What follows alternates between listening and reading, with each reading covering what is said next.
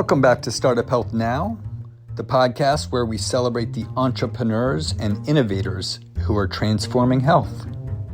So Unity Stoakes here, co-founder at Startup Health, and Dan Kendall, longtime friend, colleague. We've done all sorts of cool stuff together with the podcast network, and I'm so glad we're here at Health in Las Vegas, and we get to have a conversation together. We're normally podcasting, interviewing other people, and now we get to have this conversation together, which I think is really awesome. First of all, we're in your podcast studio now. You want to share a little bit about where we are and set the stage? Yeah, I'm doing a little bit of faux pas here. My phone is ringing while we're recording, which is a bad thing. So yeah, we're live. This is great.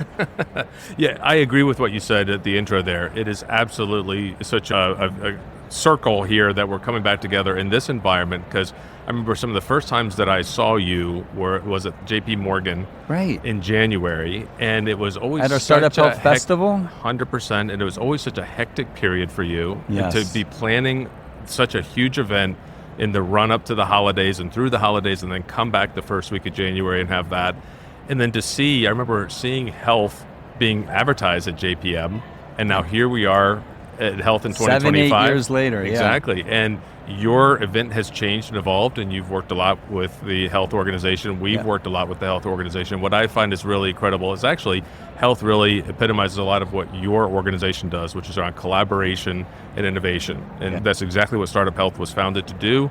And that's what health has done by working with you. And they have absolutely for years rolled out the red carpet for us. And I am so grateful to John and Rich and Robbie and everybody in the whole crew that have helped so much to make all of these health podcast creators feel so welcomed. And now to see you on this side in the booth, it's great. You know what's so cool? A decade ago, 15 years ago, when we started Startup Health, there was no ecosystem. This was not going on. There were not thousands of customers and innovators and collaboration going on. So it's just, there were big conferences and healthcare things going on, of course. JP Morgan's been going on forever.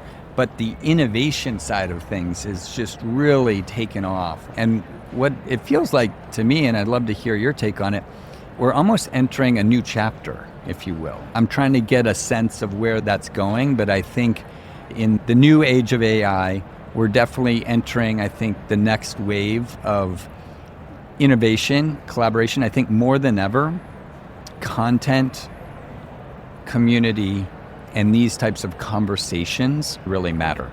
So let's start there, because you focus on podcasting and really helping a lot of different startups in healthcare get going and do their own series, do their own show. How did this start? I remember early conversations. Let's go back to the beginning and set up what your organization is and does. Right. So it's been a journey for me over the past 10 years or so. My company's called Mission-Based Media, and we really focus on elevating, amplifying, and demystifying the use of podcasts in health communication. How can we take the time that people spend off screen, that we want them to spend off screen, living life in real environments and folding laundry and making dinner and commuting and exercising and picking up kids at school or at activities and taking dogs for a walk? How can we use that time when they're off screen to feed that soft tissue between their ears and impact that in a really positive way to engage, empower, and make them a better version of themselves, whether they're trying to work for themselves or people that they care about in their family or community, or as a medical or a clinician or healthcare provider. So that's really what we focus on. I've been a podcast listener since my very first 80 gigabyte color screen iPod that I got in 2005. And I started listening back then, and it wasn't until about 2015, 16, that I was looking for content around digital health. And there was only one podcast that I could find that actually talked to the people that were doing the sort of work that I was interested in doing, and talking about the things that I really thought mattered. And that, Unity, was your podcast, Startup Health. So yours was the North Star for me, as I drank up every one of your episodes because I was commuting, I was flying, I was doing these other things, and I needed to, and I wanted to hear what was happening. And you did a great job creating that content for us back in that early day. I'll tell you, I remember back when Adam Curry just came up with the term, and I ordered a podcasting kit. This is going back to maybe, I feel like it was 2000. It was like early.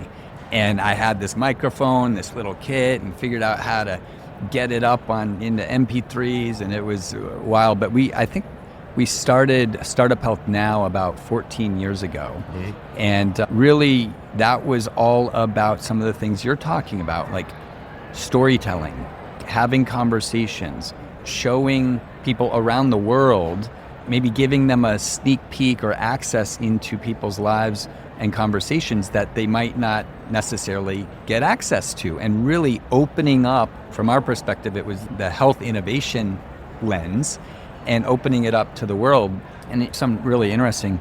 I was very fortunate, got to briefly work with Quincy Jones in the mid-90s, and he was creating really one of the first music streaming platforms. It was called Q Radio. And this was, I think, in 1996. I helped launch that. And what he was doing was really cool. He was bringing, and this was dial-up era, right? So their bandwidth was not really happening. And bringing radio stations from all over the world so that you could listen to, from some remote village in Africa, you could be listening to it in New York City or Iowa or wherever you happen to live.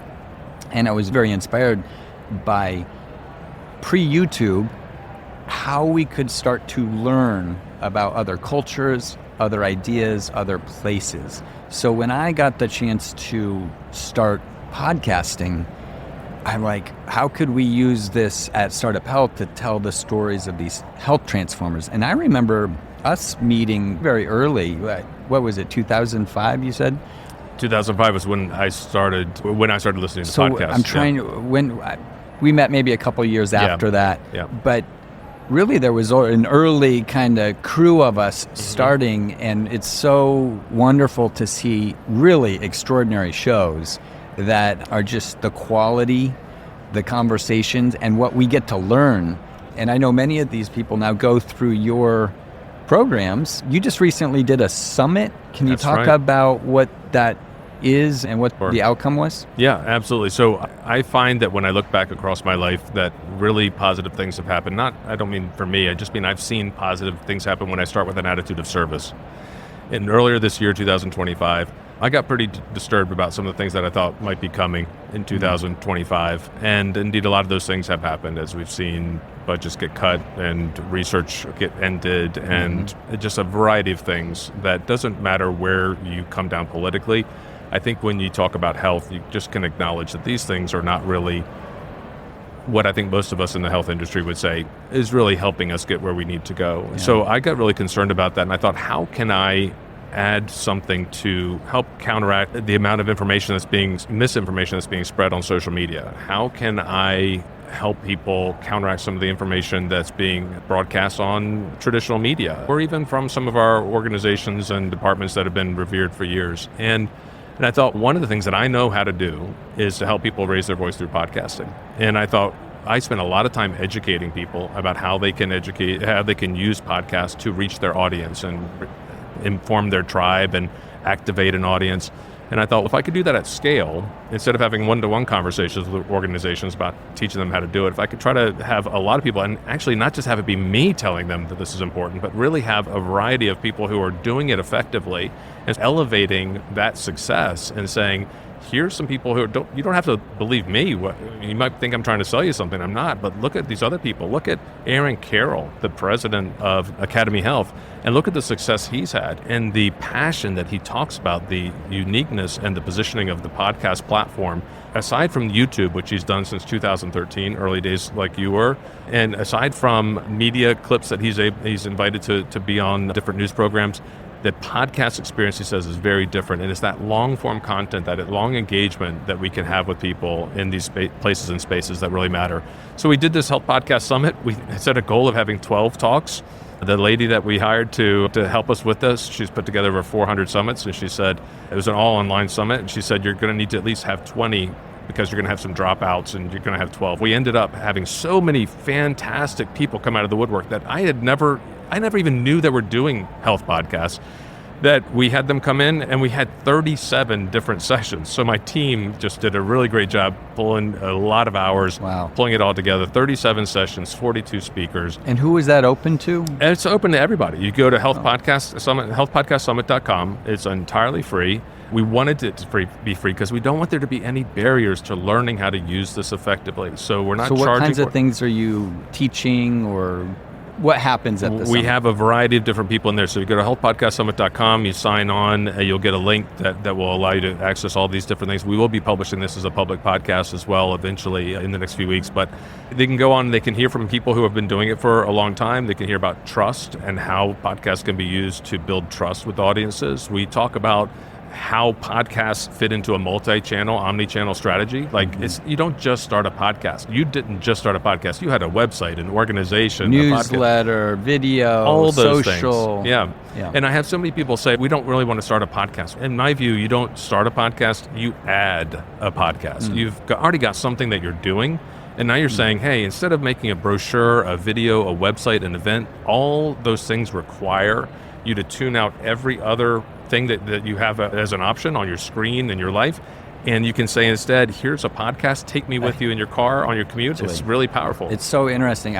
Right before I saw you here, I bumped into, I had a scheduled meeting with another podcast interview that I did with Gerald Wilmink from Cleveland Clinic. And we were having a private conversation in our pavilion here at the Startup Health Pavilion at Health.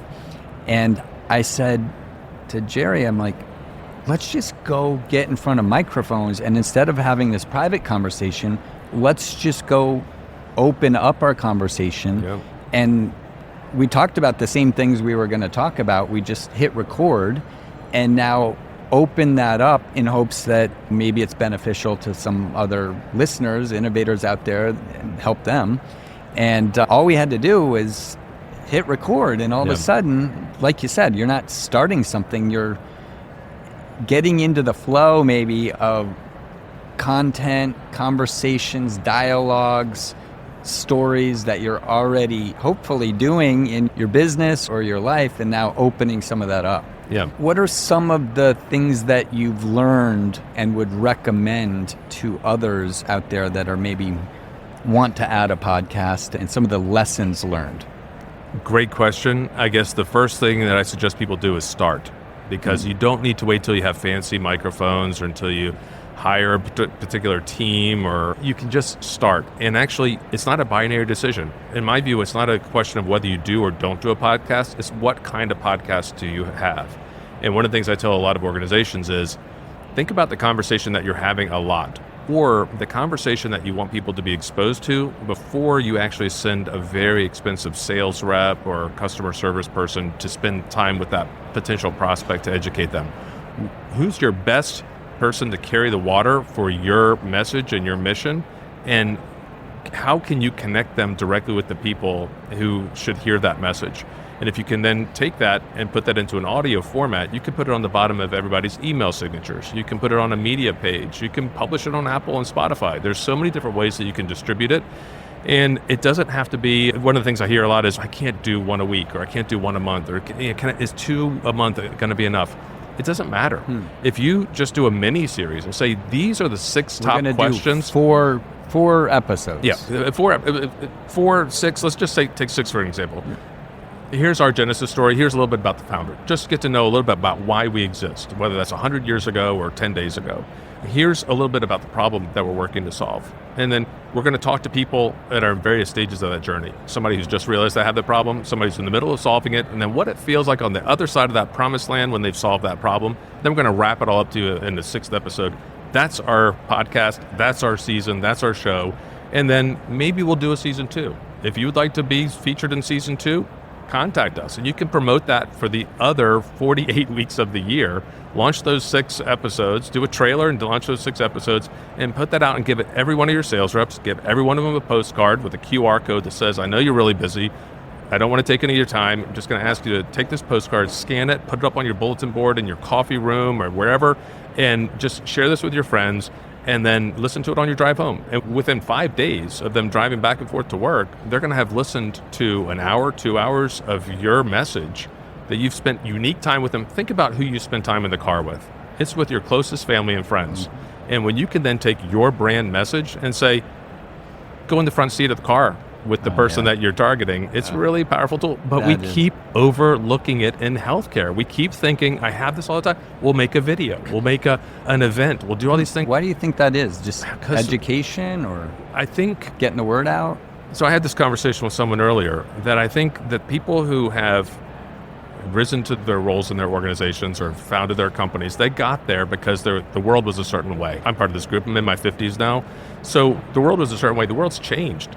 And the people that we're hiring that are in their 20s and 30s that are trying to figure out how they can make the products and services that we want to sign off on and spend our money on, they are often being tasked to do things the way that we did them 20, 30 years ago. Podcasts weren't a thing 25 years ago. So I think that there's just a lack of awareness, and people think that, podcasts, this is that little pun cute thing in the movie that somebody's got a podcast. It's interesting. It's not really taken seriously, but it should be, because I got to tell you, the completion rates that we're getting on podcasts, we get podcasts that are that's listening from beginning to end? To end, exactly. So when you look at Instagram and TikTok, you're normally competing for 2 seconds of a person's attention before they flick away, because the phone's right there in their hand, and the next cat video is just a thumb flick away, a 4-inch move away. If you look at the YouTube videos as well, people don't spend a lot of time on YouTube videos. You do a lot of YouTube videos, and when people are watching video with the sound on, they don't spend a lot of time listening to it. Sometimes with the sound off, they might looking at subtitles or watching something, they might spend more time. But with podcasts, if you can spend 40% of completion of a podcast with someone, Apple considers that an engaged listener. And we have Health Podcast Network, we have hundreds of shows. We see the metrics. People are spending 70 to even over 100% completion with some of these episodes. And I even wrote to Apple and I said, how can people complete more than 100% of a podcast? They said people are going back and listening again. Wow. So imagine making something that you can say 20 minutes and people will listen to 24 minutes of it. You know what's interesting is a little hack that I do is I hit record, but I got the video on and you're getting audio, and then you can put it up as a podcast and on YouTube. Then you can edit snippets. We talked about this multi-channel opportunity. And then you can take the transcripts, come up with interesting insights, turn it into blog pieces, all sorts of different multimedia. So I loved what you said a few moments ago about adding to maybe something you're already doing, because you can just take that audio stream. And I wonder if some people just are trying to figure out how to get started, like the process. But once you get going, it's not that hard. Right. And there's a lot of new tools. You've got, I know you offer a lot of solutions and services, but we also are advocating for every one of our health transformers in Startup Health to have their own show. I'd like to see every one of our health moonshots have an ongoing program, because there's stakeholders around particular health moonshots that care about that theme. There should be ongoing discussions on every one of those things. So I couldn't agree more with your premise. I'm grateful for you really pushing this forward. I think you were the first podcast network in healthcare. Oh, certainly in health. Actually, I shouldn't say that. I'm not 100% sure. It's certainly the first one I discovered. I was looking for, I didn't want to build one. I was looking for one. I couldn't find one. So it's the one I'm aware of. Yeah, there's some other people who do some different work. There's the Pharmacy Podcast Network. Give a shout out to them, and Healthcare Now Radio and Bloodstream Media does some work, and a few different other ones. But we want to be very collaborative. You always have been. How can we get more people in this? Because I'm not elbows out trying to keep other people out of this. I want more people to understand the power of this, like you're articulating to your member companies. Because if you can then take this, just as you said, multi-purpose it across multiple different things, and then once you have even that mini-series I talked about, that 6-episode mini-series that I just outlined quickly, once you have that existing, you could then add on a little thing from a news announcement that you do, or you can do a monologue where, hey, we just have this new announcement. We just wanted to put this on here as a 7th episode as a little bit of an update. Or we did a webinar. We invested a lot of money and time in a webinar. We had 600 people show up. We repurposed it, trimmed it down, and got it into a podcast format. So there's just so many different ways that you can then say, this is the way you can reach your audience in the time and place where they're spending their time. So What are some other things, insights? You talk with a lot of innovators. I know you're at different events. Here we are at a big conference, the health conference. What else are you seeing? What are some trends, insights, things that you're picking up on? What's exciting you? What's surprising you?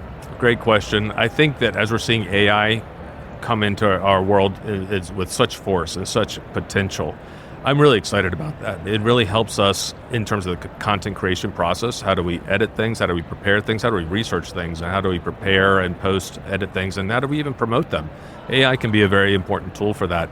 But what I think as we see more and more AI coming into the market, into people's lives, it's going to create a higher value on real stories because AI is going to run out on what it can train on. And I think there'll be like this sloppiness people are I think that's already happening. About. I think that it's already happening. And I think that puts a higher premium than on a real person's perspective. To understand, not have an AI translate what the mission of the company is, but have the real founder express in her voice about why she thinks that, why she formed this company, or why this is something important that she wanted to see existing in the world. And I also think that it also puts a higher value on community. So these sorts of opportunities where we can get together in person, and we're seeing that in the broader podcast ecosystem, not specifically in healthcare, but also in podcasting generally, that the live podcast events for Smartless or Joe Rogan and things like that, they're becoming really popular events. It's like a live audience. Exactly. We do the same with our showcases, our fireside chats. It's basically a live audience, oftentimes virtual, sometimes in real life, and it adds that whole aspect of community. I'm really glad you mentioned that, because the past few years at Startup Health, that's what if there was one word, it would be some form of community / collaboration. And I think as a world, we want more of that. And it's so nice to see friendly faces and be on the circuits of some of these events, because I get to bump into people like you, or people who we build relationships with over time at different places. But that word community, I think in the age of AI, becomes the defining opportunity, the thing that sets you apart than others. And I think everybody wants more of that. Yeah, I agree entirely. And I'm really grateful for you. You were one of my early guests. You did a fantastic Yoda impression back in the day. I remember that. And you've always been very generous with your time and with everything you're doing at Startup Health. I enjoy seeing your success and your continued pumping enthusiasm and energy and batteries included into this industry. So thank you for your support of what we're doing. And I certainly have a lot of support for what you're doing as well. That means a lot. I'll see if I can do my so this is my note. Our note to all of you considering maybe starting your first please do podcast. Try, do, or do not. There is no try. There it is, ladies and gentlemen. An encore presentation by Unity Stoakes, founder of Startup Health. There he is. All right. Dan Kendall, it's great to see you. Thank you so much. Great to see you as well. Thanks so much for having me. Bye. And finally, an invitation to all of the extraordinary health transformers, whether you are a startup, someone building the future of health, or whether you are an investor, funder, or buyer of the solutions out there in the marketplace. This is an invitation to you to join the Startup Health member community. Learn more at startuphealth.com. Look forward to hopefully seeing you soon.